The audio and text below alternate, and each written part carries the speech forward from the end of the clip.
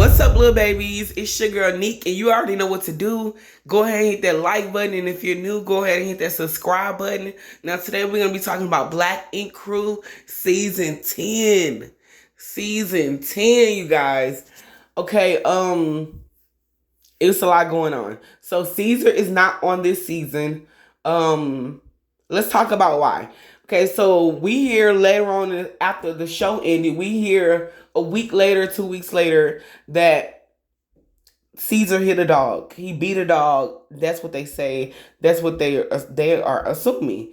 So I didn't watch the video. I watched a couple of clips. I didn't watch the whole video.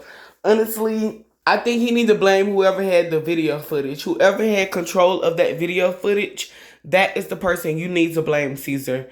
Because it would never got out there if someone never uploaded it or they never sent it to someone. It would never got out there. So that's Caesar's fault. And it sucks looking at this picture and not seeing his face right here. But it is what it is. But I am low-key happy they kept the show going because out of all the Black Ink Crews, I like New York the best. And Caesar was like, oh, they always tried to... I watched the interview with him yesterday. And he was like, oh, they're trying to... They were always trying to mimic me with the LA show and the Chicago show. So the show reveals to us that Crystal and Rock are in a relationship together. I'm sorry, they broke up with each other and now they're running a shop called Gods of Ink together. Now, I don't know what would make them get a shop together, but you know, this is New York. People like to roommate. They like to go half on things as far as like shops. Apartments and stuff like that, you know, just to save costs, save some money. I get it, you know, that's normal. They probably do that everywhere, not just in New York, but it's infamous in New York. But and I notice a lot of people stay with their grandmothers too in New York. A lot of younger people, they live with their grandmothers. I don't know what that's about. But yeah, so Rock and Crystal are hosting a 1-year anniversary party. I think it was real messy for Crystal to bring her man, Danny, to the 1-year anniversary party of their shop. Especially if she know they just broke up. They probably been broke up, but it's probably still some feelings harboring, you know, with Rock, you know, but he just need to get over there. That shit didn't look right anyway. He was way too short for her. It just didn't look right. For example, if I have a man, I want him to be a little bit taller than me. I do not want a short guy. I noticed every short guy I had always had a little penis. They just had this little man syndrome that I didn't like about them. So I see where Crystal is coming from too. She probably wanted somebody taller, handsome, a little bit more. I mean, I'm not saying he's not handsome, but she probably wanted something new. Rock wasn't it, you know? Y'all had y'all season. Move on. Get past it. You know, so they having this little party and Crystal bring her man in there and Rock is about to have a fucking heart attack. He's like, who is that? Who is that? He's so drunk and belligerent. He don't know. He just like, who is this? He see one person he don't know and he got to go call him out. He called him out. They go face to face, head to head. They was about to throw some blows until Crystal stepped in and was like, what are you doing? Like, you need to stop. Like, calm down, chill. I think she almost mushed him in the face or something. It was weird. But let's get into Ted really quick. Why would Ted agree to film or agree to a contract if he was so upset about Caesar not being on the show? If you were so loyal to Caesar, why would you stay on the show and why would you continue to film with these people? I don't understand it. But then, like I said, I watched the interview with Caesar yesterday and the woman brought up Ted and Puma and he kind of like, he was talking under his breath. He was saying some weird shit. It didn't even make sense what he was saying. I had to rewind it back a couple of times. I'm like, what is he saying? And he low-key didn't even want to talk about them. But what he did say is that the Ted and Puma was like, well, good luck to you. Basically, in his words, they was like, good luck to you. We're going to continue filming without you. We got to make this bag, you know? So I kind of feel bad for him because his crew kind of, not really, because he got multiple shops. Just do something else. Just go run your shops, you know, make your money. You know, you've been on TV for 10 years. You should have did something with it while you was there. Like he said, he felt like when the show ended, he he noticed how much money he made them compared to how much money he was getting. Well, you knew that 5 years in, 6 years in, 7 years in, and you still didn't do nothing about it. So that's on you. Just move on, Caesar. But anyways, back to Ted. He's being such an antagonist. Like, he's like rolling his eyes and his shoulders are all the way up. He's standing in defensive mode. Like, calm your ass down. If you don't want to film, just say you don't want to film. If you don't want them moving to the Lower East Side, just go your own way, bro.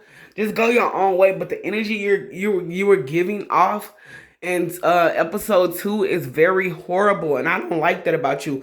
You never did shit anyway. All you did was lay on the couch and fuck women. That's all you did. You never really had a say-so in anything. You was just Caesar's cousin that's been there laying on the couch for years.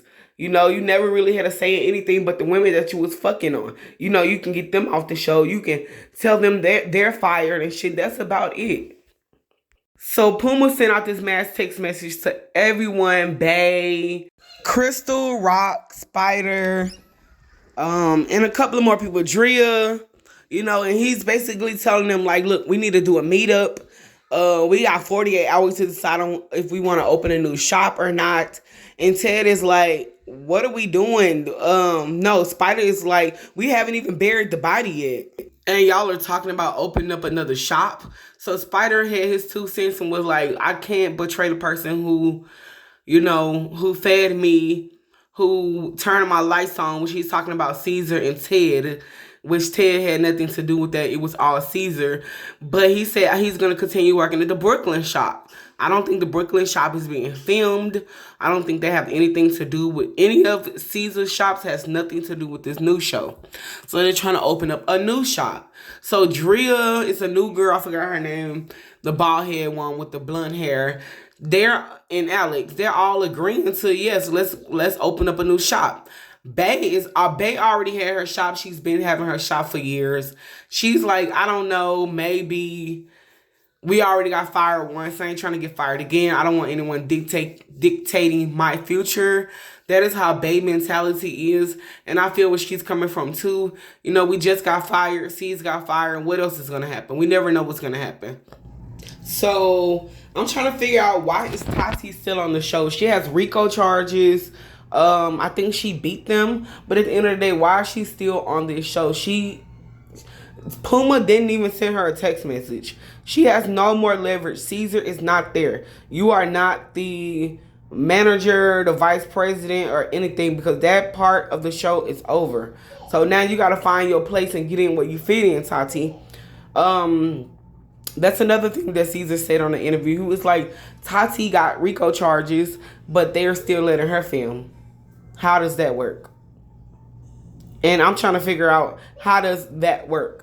Bitch, you're basically, the show is basically saying they're enabling people like that. They are supporting people like Tati, you know? So I'm happy Puma didn't send her a text message telling her to come to the meeting, because you don't tattoo.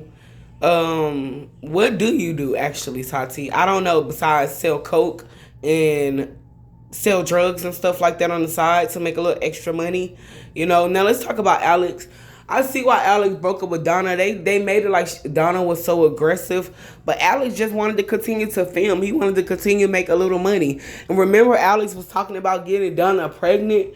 How would that have worked out years down the line? She would have just been a whole baby mama.